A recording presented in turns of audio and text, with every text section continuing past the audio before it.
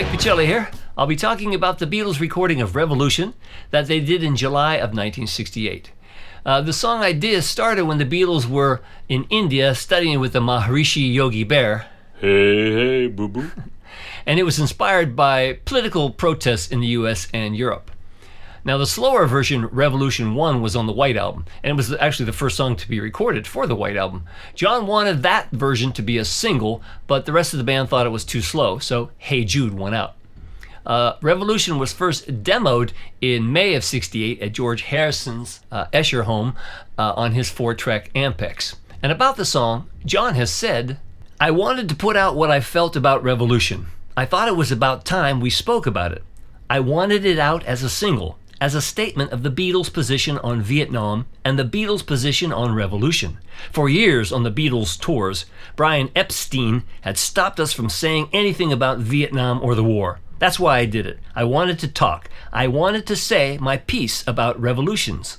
Paul McCartney had this to say about Revolution. "It was a great song, basically John's. It was an overtly political song about revolution and a great one. I think John later ascribed more political intent to it than he actually felt when he wrote it. They were very political times. I think he wanted to say you can count me in for a revolution, but if you go carrying pictures of Chairman Mao, you ain't gonna make it with anyone anyhow. By saying that, I think he meant we all want to change the world Maharishi style." July 9th, the Beatles are at EMI Studio 2, and that's the first time they try an up-tempo version of Revolution with clean guitars, no distortion. John wanted to record with his amp on full volume, but it created too much leakage, and that made him very mad.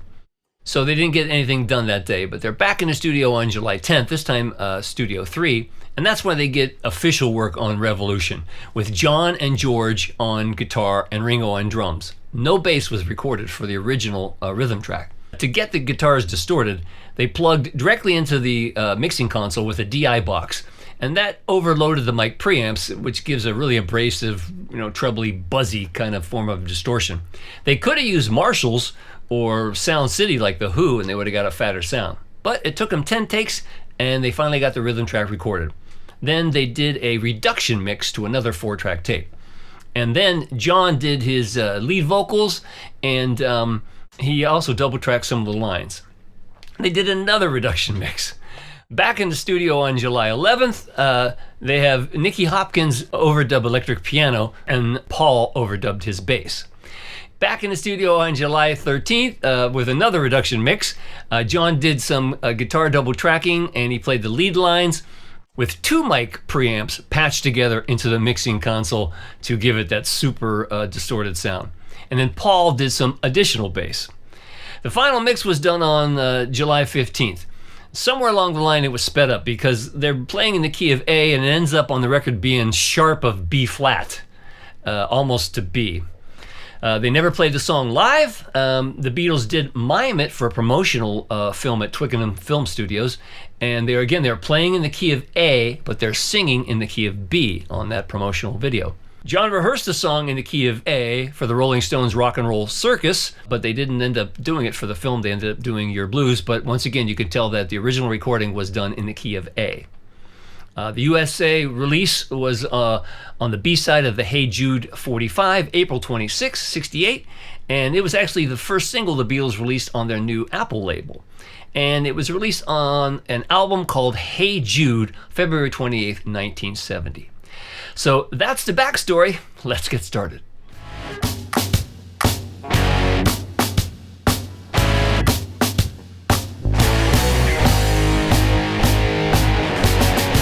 John Lennon is playing his Epiphone Casino on Revolution, which would have just recently been stripped down to its natural finish from its original sunburst. And I'm playing through a Marshall JTM 45 to get the overdriven sound. Now, the intro is sometimes attributed to Pee Wee Crayton's 1954 song Do Unto Others, but it's just kind of a Chuck Berry also, kind of riff lick. But what it is a double stop on the first and second string fret 5, and you slide into every beat 1. So you just slide into and play all downstrokes. Triplets, 1 tut-tut, 2 tut-tut, 3 tut-tut, 4 tut-tut, like this.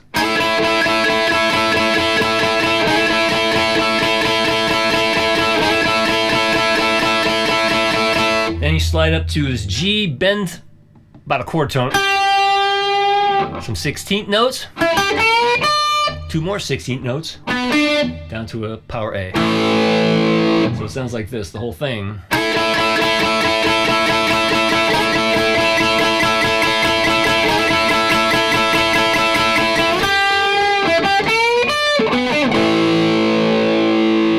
And you're off. Again, the song has a kind of a 12/8 feel, but I think it's really hard to read 12 eighth notes per measure. So I'm feeling it in 4 and feeling it as if the eighth notes are more like triplets, like a triplet feel. And you'll see by my chart and tabs. So for the verse, it's a rolling triplet kind of a feel where you play root 5th, then an A, and roll into root 6. So like.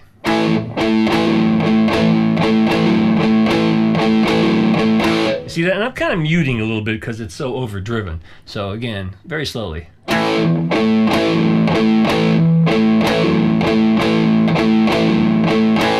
Got that? And typical John Lennon, there's measures of 2/4. So there's 2 measures of 4, then a measure of 2/4 before you get to the D chord. And you're going to do the same kind of feel on the D and the same kind of feel on the E.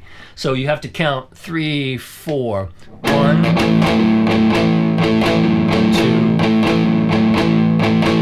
1,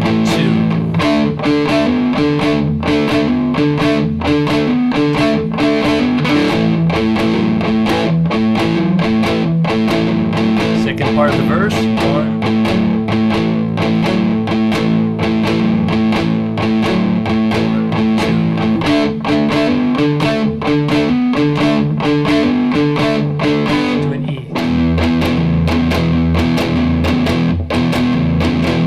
Got that? So in time it would sound like this. 2, 3, 4.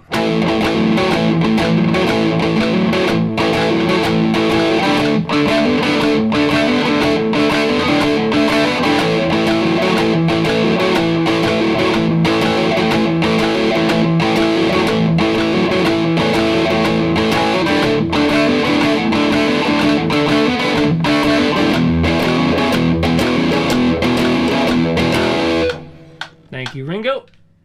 Then on the bridge, you need a B minor, an E, and a G to an A to an F sharp. G, A, F sharp, back down to E. And again, on the bridge, the 4th measure is in 2/4 on the G to A to F sharp. So you play it like this: 3, 4, 2, 3, 4, 2, 3, 4, 2, 3, 4.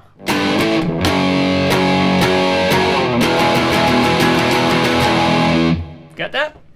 All right, now we're to the chorus.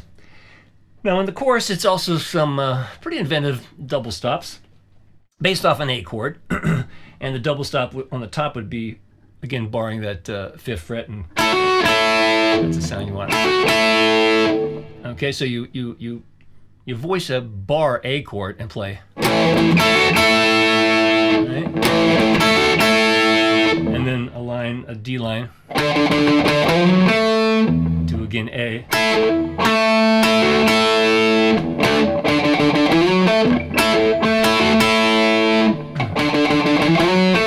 You do that really slow. So we got.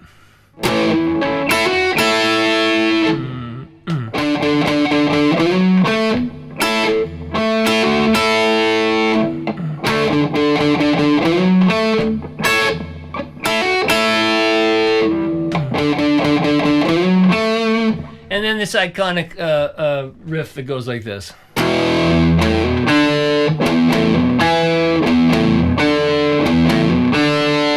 And then there, verse 2.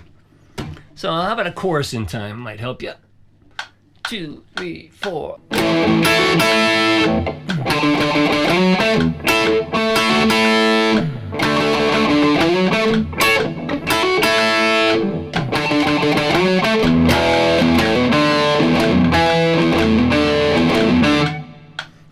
And then you're into verse 2. Verse 2 has some similarities to the chorus. It just changes up on the D. So it begins like this.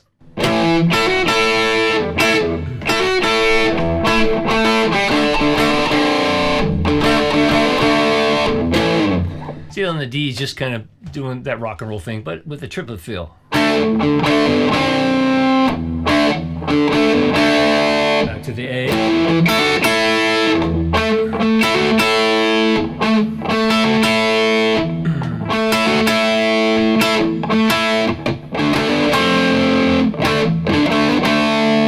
You can do it like that if you want. You can either go play it here, up to the E, bridge 2, just like bridge 1.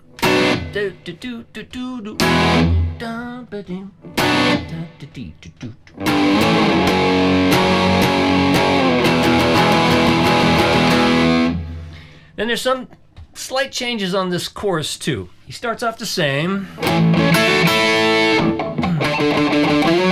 gets a full triad A. Then here's where the D changes. He plays a line like this. Again. And then the second part is like this. 1. And then the iconic riff.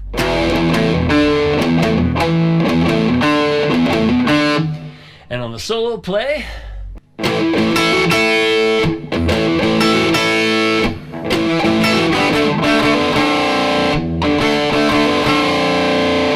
and a little odd rhythm at the beginning of this E with just root fifth, but he plays like this. He goes,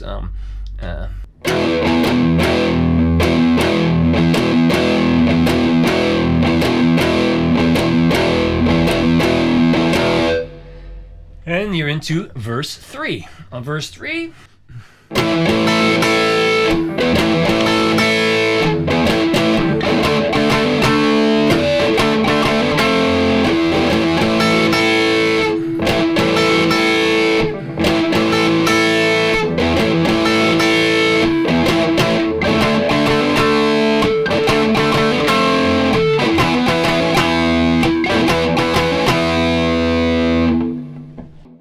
bridge 3 is pretty much the same except for the ending. You just hold that F sharp and you play 2, 3, 4, 2, 3, 4, 2, 3, 4.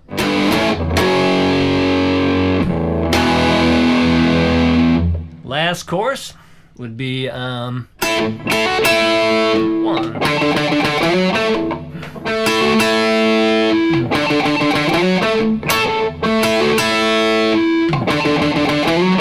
And again, the iconic riff.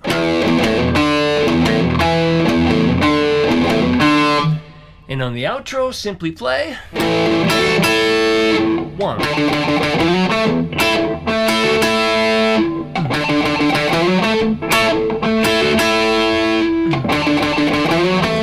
And then John Lennon's last cool kind of lead fills at the end is this.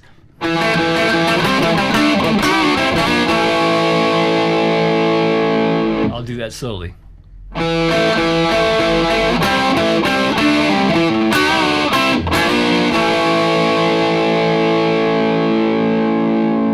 Charts and tabs at MikePachelli.com will make it a lot clearer, but that's John's part on Revolution.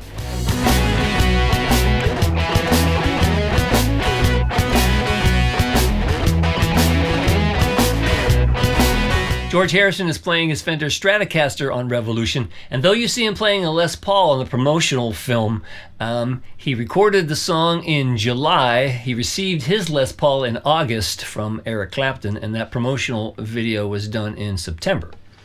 So I've got mine going through my, still going through the JTM 45 Marshall. All right, so at the very beginning, this guitar part hits on the third measure, a power A, root 5th, 12th fret, and then like a power E chord on the fourth measure going 1. And then they're into the verse. Now, there's the same kind of double stops, but played differently. This time the double stop is like this. So it's the third and fifth of an A chord to the third and sixth. Here you go.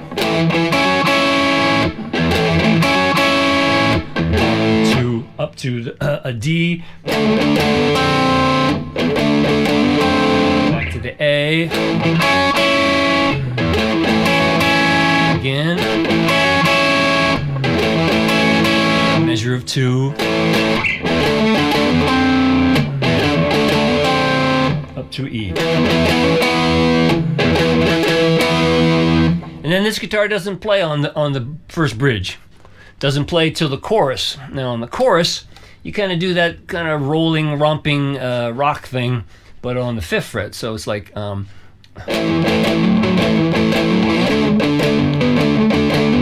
so slowly you go like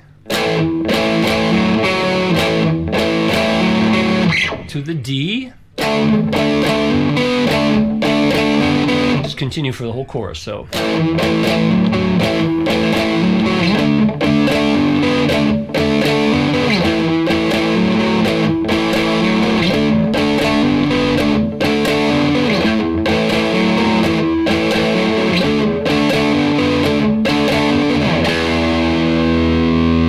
Just hit a low E, root 5th. Now on the verse, you do that other kind of rocking thing where it's right,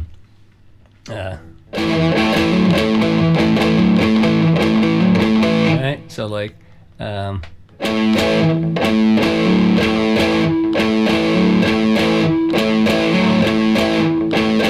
a measure of 2 up to D.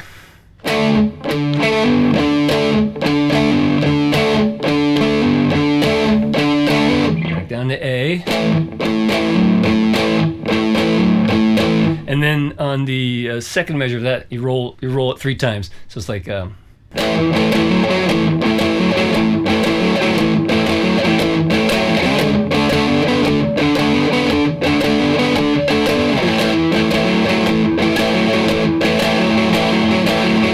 see that? You roll that thing 3 times. And then second part would be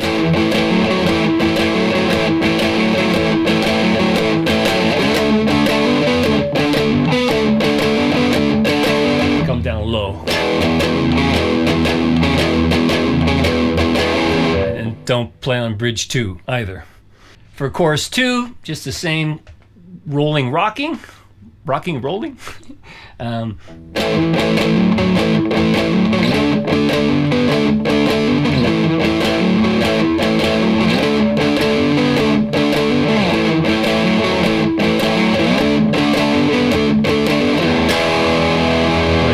Play a big E. Actually, it's here. Yeah, that one. And you're into the solo. Okay, for the solo, use these double stops. So not only do you have the 5th going to the 6th, you have the root going to the 2nd or the 9th, however you want to see it. And again, they're going to be a measure of 2/4, so you got to count 1, 2, 3, 4, 2, 2, 3, 4, 1, 2, 1, 2, 3, 4, 1, 2, 3, 4. And then this time, this guitar needs to play the classic riff, I should say, and continue it for what is it, 4 measures? Yeah, like this.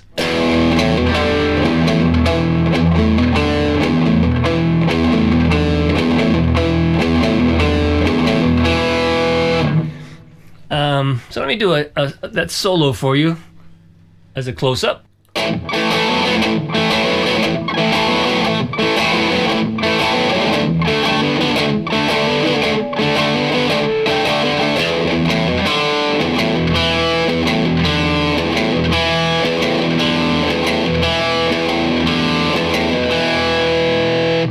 And then you're into verse 3. Verse 3, back to that same kind of romping. Like this.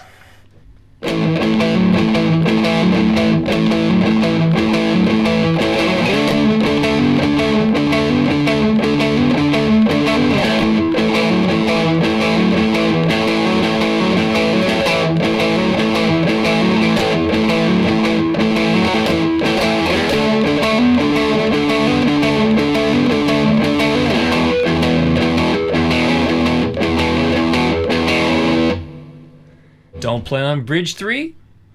But on the very end of bridge 3, on that measure of 2/4, play.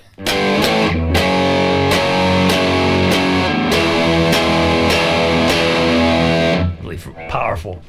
And then same basic rocking and rolling on chorus 3. Sounds like this.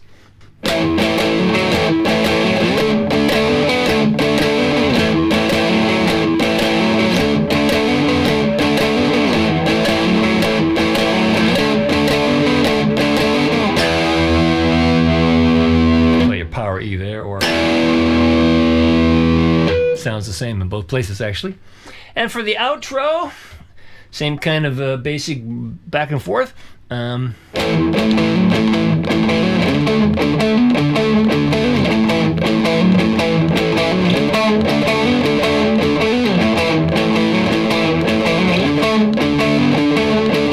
Then triplets on the E, like.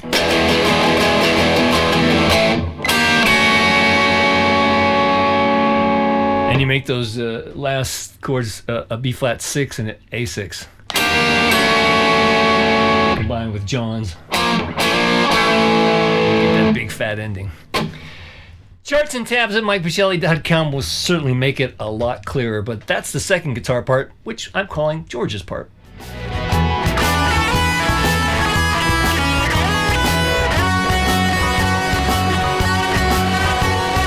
There's a couple of lead lines that are no doubt played by John Lennon. The first one comes in the solo on the end of 4 of the first measure. It's all at the 12th fret. You bend the B string up, and you hold the E string at the 12th fret down. Easier played than said. It sounds like this, just. And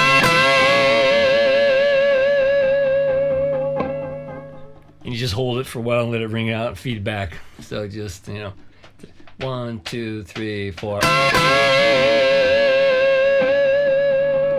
And then his iconic lead line sounds like this. Just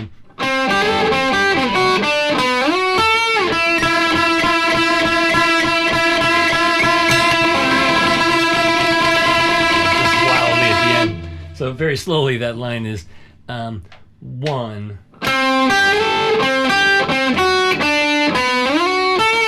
And then just a bunch of E's in triplet, maybe unison E's, like.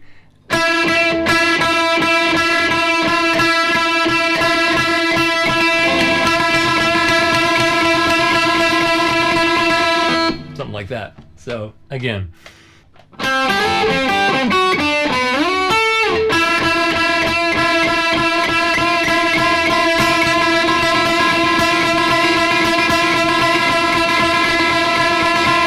Something like that. And then at the very end, the same kind of bend on the 12th fret again. And it just. And then just.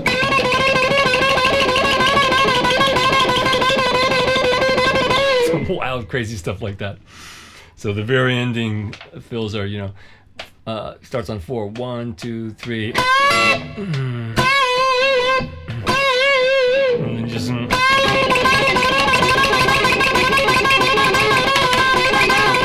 Just trying to create chaos like that. Very fun and very John Lennon.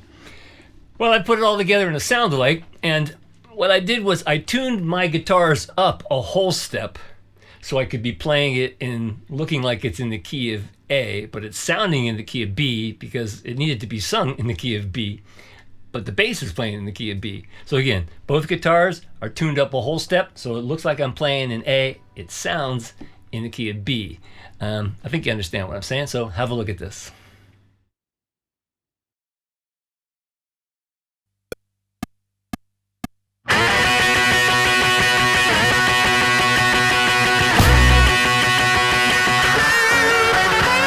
You say you want a revolution, well, we all want to change the world. You tell me that it's evolution.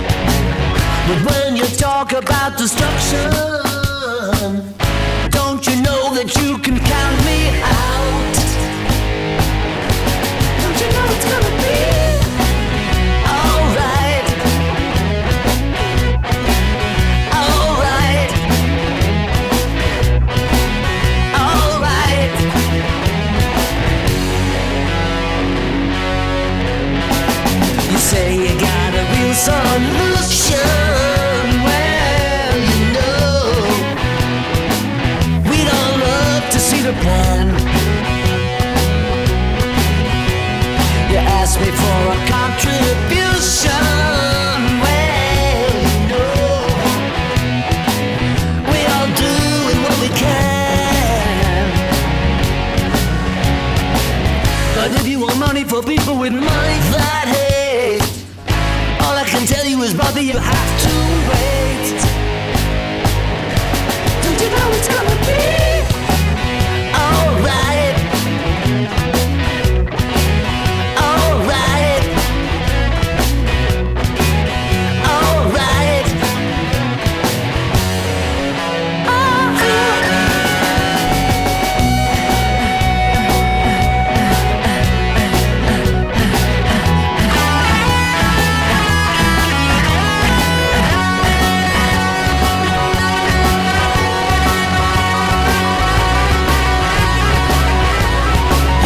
Change the Constitution. Well, you know, we all wanna change your head. You tell me it's the institution. Well, you know, you better free your mind instead.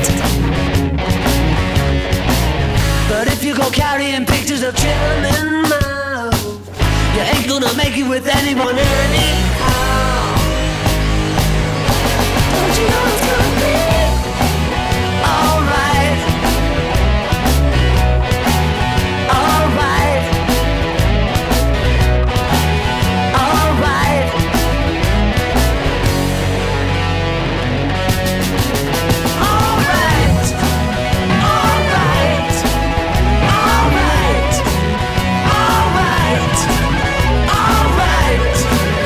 Alright. Alright. Alright.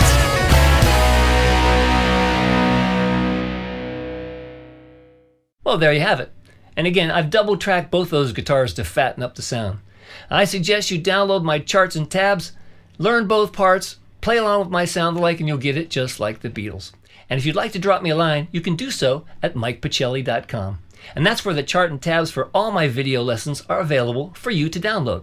And I appreciate your consideration in supporting my work that way. So have fun playing this great old song, and until next time, I'm Mike Pachelli. Thanks for hanging out with me.